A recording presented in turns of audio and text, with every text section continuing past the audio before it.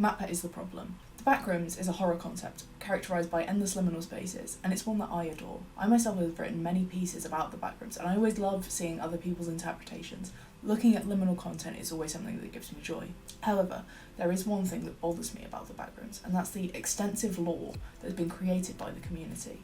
While I enjoy most of the content surrounding the Backrooms, and I have been known to watch How to Survive the Backrooms videos on TikTok that scare the shit out of me at 2 a.m, I am far from the first person to point out the fatal misunderstanding of the application of lore to this concept. Liminal spaces are scary because when we look at them, we draw attention to something that should not be observed. They are transitional spaces, spaces that we are used to moving past without noticing, and when we do notice them, when they are our focus, this makes them seem uncanny. A large portion of the horror derived from the original concept was down to this. The Backrooms are a passage that doesn't lead anywhere, a space that is designed not to be focused on as a focus. It creates a feeling of unease and isolation that is difficult to capture in media.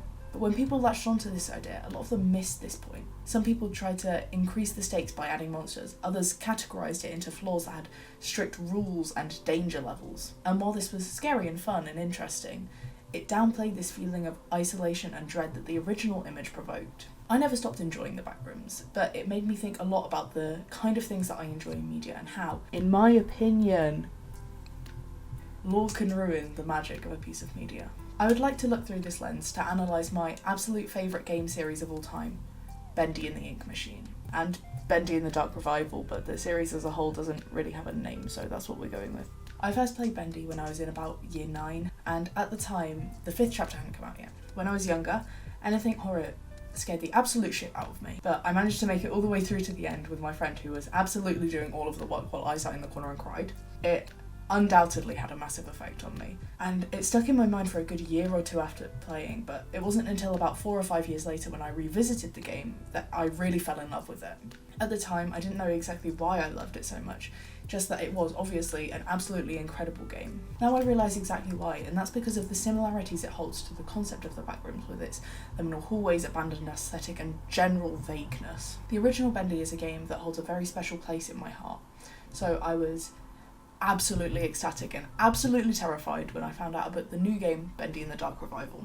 The first person I watched play through the game was Pastra, who's a YouTuber you might know as someone who does incredible literary analysis videos on horror games. If you know me, you know I'm an absolute sucker for some good literary analysis, especially in terms of horror games. But when Pastra began playing and pointing out the various hints at the wider lore in the opening of the game, I knew that while he and I had equal amounts of love and admiration for the game, we were coming into it with very different hopes of its lore.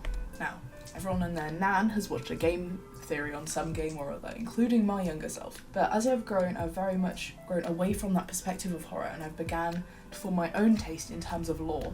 And I immediately knew that the game would not progress the lore in a way that I found satisfying. And while I absolutely love nearly every aspect about the Dark Revival, I was correct in that assumption. It pains me to say about a franchise I hold so much love for, but I found myself growing more and more frustrated at the expansion of the lore in the Dark Revival. Batim was incredibly cryptic. We only learned scattered pieces about the history of the studio from vague, unreliable tapes or monologues, and the twist at the end did not reveal any inherent truth about the studio or the cycle, leaving it possible for every person to have a different interpretation.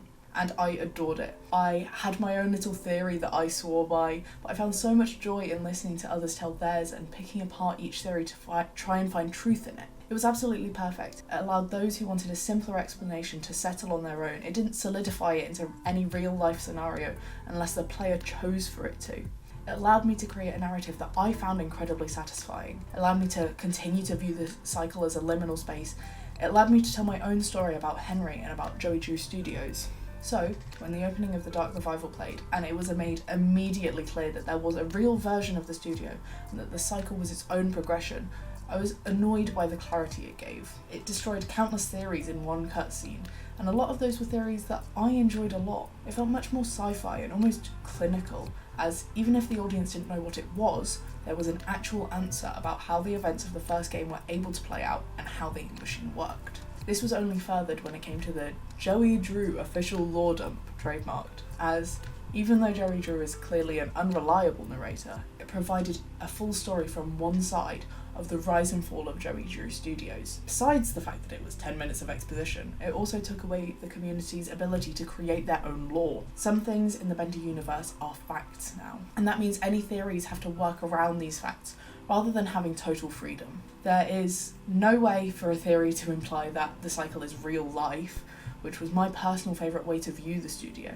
It's okay for developers to have a canon version of the lore in the game they're creating, but having it be so explicit feels lazy and frustrating, which is such a shame because we know from the first game the creators can handle the lore in a way that provokes thought through careful revelations. Any writer can write a story that reveals all.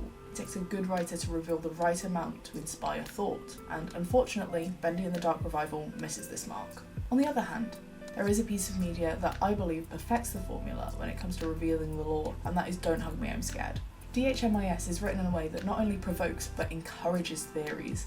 The creators have even gone as far as to say that all fan theories are true, and this perspective, along with the series' utter refusal to give you any answers, fosters creativity in its audience in a way I've seen nowhere else. There is no one canon version of the lore. Each theory, from the popular ones to the less popular ones, is true and real and just as canon as every other theory. And this is so exciting to me. It makes me crave more content in a way that endless exposition destroys.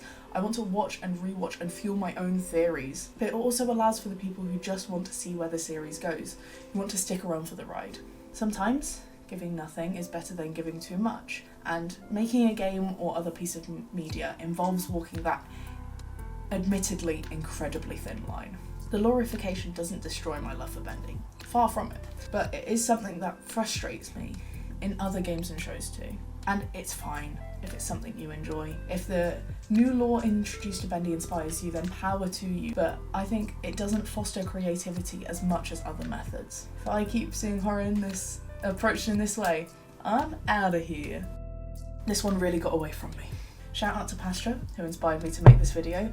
I highly recommend his videos on Batim. I'll pop a link in the description. Those videos were all really, really great.